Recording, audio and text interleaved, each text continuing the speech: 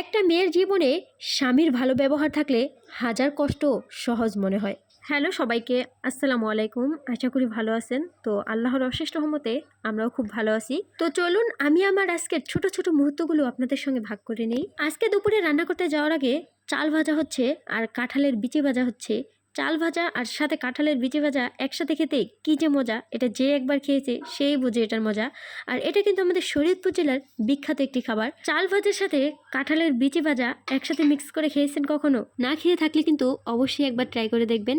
বিশেষ করে কাঁঠালের বিচিটা যদি মিষ্টি হয় তাহলে তো কোনো কথাই নাই। তো এখানে আমার শাশুড়ি মা কাঁঠালের বিচি ভাজছিল আর চাল ভেজে নিচ্ছিল। আর কাঁঠালের বিচি ভাজা হয়েছে কিনা তার জন্য আমার ফ্লোরে একটা নামিয়ে দিছে, ওইটা আমি সিলে তারপর মুখে দিয়ে দেখছিলাম।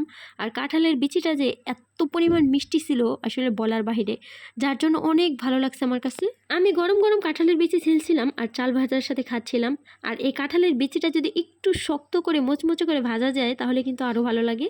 কাঁঠালের বিচিগুলো সিলার পর দেখেন কি সুন্দর কালারটা, ভাল লাগতেছে, একদম মেহেদি রঙের মতো। আর এদিকে আমি রান্না করতেছি আর আমার মেয়ে স্কুল থেকে আসছে। আমি তাকে জিজ্ঞেস করছিলাম আম্মু আজকে কোন ম্যাডামে ক্লাস নিছে, সে কি বলছে শুনুন। ক খ ক লেখা নিছে কোন ম্যাডামে? কি ম্যাডাম? English ম্যাডামে, English. তো যাই হোক, তাকে যখন আমি প্রথম জিজ্ঞেস করছিলাম সে বলছিল ইংশিল ম্যাডামে।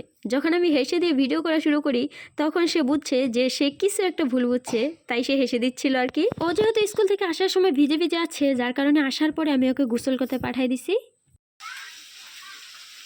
হ্যাঁ,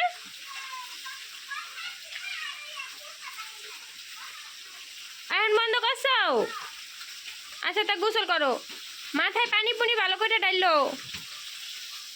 আজকে রান্না করতেছিলাম ডাঁটা দিয়ে আলু দিয়ে কই মাছ, এবং মেয়ের জন্য ডাল তো অবশ্যই রান্না করতে হবে। আর এই তো এই দেখেন আমার রান্নাঘর। যদিও বা আমার কলপাটটা খুব কাছাকাছি, আমার কোনো কিছু দরকার হলে আমি কল থেকে আনতে পারি, বাট তারপর আমার হাজব্যান্ড আমাকে এখানে একটা কল লাগিয়ে দিছে যাতে বৃষ্টির দিনে আমার ঘরের থেকে বাইরে যেতে না হয়। খুব সুন্দর করে আমাকে একটা রান্নাঘর বানিয়ে দিছে, বাট রান্নাঘরটা এখনও তেমনভাবে সাজানো গোছানো হয়নি। তো সাজানো গোছানোর পরে কিন্তু অবশ্যই আপনাদের সাথে শেয়ার করব। আমার সারাটা দিন কিন্তু খুবই ব্যস্ততার মধ্যে কাটে, কারণ আমার যেহেতু দুইটা বাচ্চার লালন পালন, খাওয়া দাওয়া, পড়াশোনা এবং রান্নাবান্না, সাংসারিক কাজ সব কিছু আমার একা হাতেই সামলাতে হয়।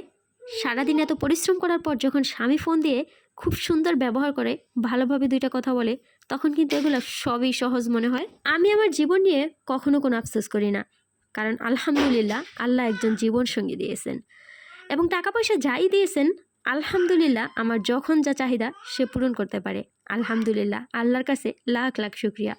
তো যাই হোক, আজকের এই ছোট্ট ভিডিওটা এ পর্যন্তই। ভালো থাকবেন সবাই, আল্লাহ হাফেজ।